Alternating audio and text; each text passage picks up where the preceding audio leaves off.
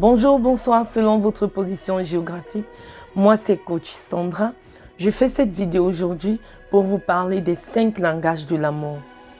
Selon Gary Chapman, auteur du livre intitulé Les 5 langages de l'amour, on peut donner et recevoir de l'amour de 5 manières différentes.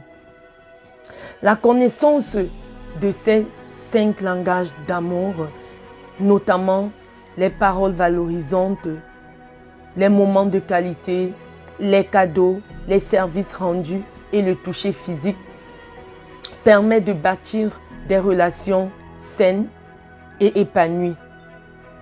Chaque personne dispose d'un langage d'amour qui lui est plus sensible ou alors qu'il apprécie le plus que les 4 autres, ou tout au plus 2. Les autres étant les bienvenus, mais pas nécessairement importants. Elle permet également d'apprendre à aimer avec un langage d'amour qui n'est pas le vôtre et d'apprendre à recevoir avec un langage d'amour que vous n'appréciez pas. Si tu veux savoir quel est ton langage d'amour, il faut donc suivre cette vidéo jusqu'à la fin.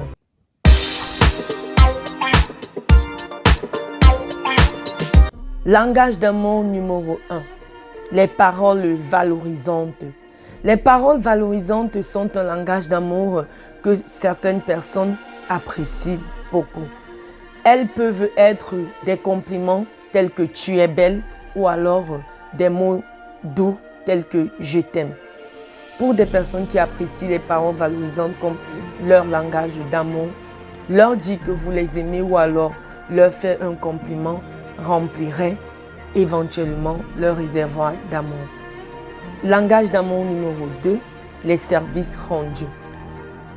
Les services rendus sont un langage d'amour qui prête beaucoup à confusion.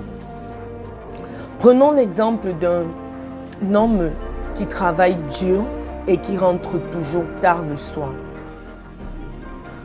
Il travaille dur pour amener de l'argent sur la table et pour pouvoir s'occuper de sa famille. Certes, le fait de travailler dur pour pouvoir s'occuper de sa famille prouve qu'il aime sa femme. C'est son langage d'amour en fait. Il ne peut pas comprendre que sa femme a besoin d'autre chose. Peut-être le langage d'amour de sa femme, c'est des moments de qualité. Par exemple, il travaille tellement dur qu'il n'a pas le temps de lui offrir ces moments de qualité-là. Du coup, la femme, elle ne comprend pas. Et le fait que ce couple ne parle pas le même langage d'amour pourrait éventuellement créer un conflit à la longue.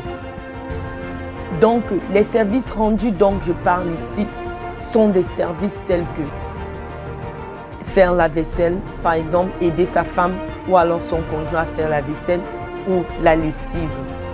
Langage d'amour numéro 3, les cadeaux. Alors, quand on parle de cadeaux, tout le monde sourit, n'est-ce pas? Nombreux sont les personnes qui aiment les cadeaux comme langage d'amour. Le truc, c'est que le cadeau n'a pas besoin d'être cher. Le cadeau n'a pas besoin d'être coûteux. Le cadeau peut être un chocolat, une chemise, aussi simple. Langage d'amour numéro 4, les moments de qualité. Alors, les moments de qualité sont le langage d'amour que j'adore le plus. Pour moi, c'est mon langage d'amour préféré. Les moments de qualité peuvent être regarder la télé ensemble, aller dehors faire les pas, sortir pour un dîner, aller au parc. Ces moments de qualité sont précieux. Ils vous permettent de vous rapprocher de la personne aimée et ils permettent également de remplir le réservoir d'amour de la personne aimée. Les moments de qualité sont le langage préféré de la majorité des femmes. Alors les hommes, si vous êtes mariés ou alors si vous avez une petite amie, vous savez ce qu'il vous reste à faire. Le 5e langage de l'amour est le toucher physique. Le toucher physique est le langage d'amour le plus facile à pratiquer puisqu'on le pratique tout le temps. Cela dépend des cultures évidemment, mais chez nous, le toucher physique est le plus facile à pratiquer. Pourquoi? Parce que tous les jours au quotidien, vous embrassez les gens, vous faites des embrassades quand vous voyez vos amis, vous faites les bises. Donc, le toucher physique est le langage d'amour le plus facile à pratiquer. Cela peut être un bisou, une accolade, une embrassade ou alors, pourquoi pas, faire l'amour. Les gens dont le langage d'amour est le toucher physique aiment juste quand on le touche ou alors quand on leur montre de l'attention en les touchant.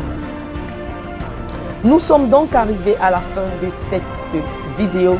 Pour en savoir plus, vous pouvez lire le livre de Gary Chapman intitulé « Les 5 langages de l'amour ».